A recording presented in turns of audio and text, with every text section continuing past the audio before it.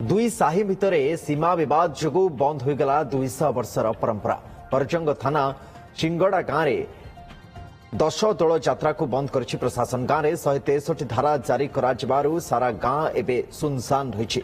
मिलता सूचना अनुसार गांव में आज को प्राय 200 वर्षर अधिक समय धरी 10 दोल यात्रा पालन करला, किंतु गांव तल साही और उपर साही भितर उपजिता सीमा बद।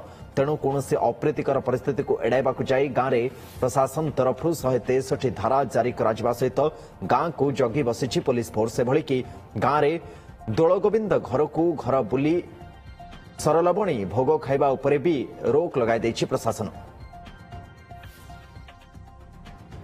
बंद हला परा काली ठाकुर सरलबणी खाई पारबेनी, विमान कहले रास्ता को बाहरिबनी। एई प्रशासन माने ये करजंदी। ठाकुर भोग खाई नांती कि मंडप को ठाकुर जीवेनी।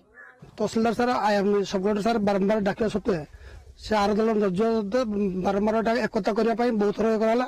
सी पूरा पूरा विभाजन करने तेणु एटा सरकार पूरा ये विशृंखला ये 163 धारा दारू यात्रा हम प्रशासन दायित्व। प्रशासन जहाँ कर गोटे दोल मंडप यूज करेंगे जो आप्लिकेसन डिमांड था से आम जो इनक्वारी कर देखिलु गाँव भितर द्वंद्वता अच्छी से झड़ांटीर संभावना अच्छी, रक्तपात संभावना अच्छी। तेणुक आम से जगह आम 140 जो 163 BNSS बर्तमान से कायम रही। गाँव में परिस्थिति शांत अच्छी, पुलिस मुतयन कराई।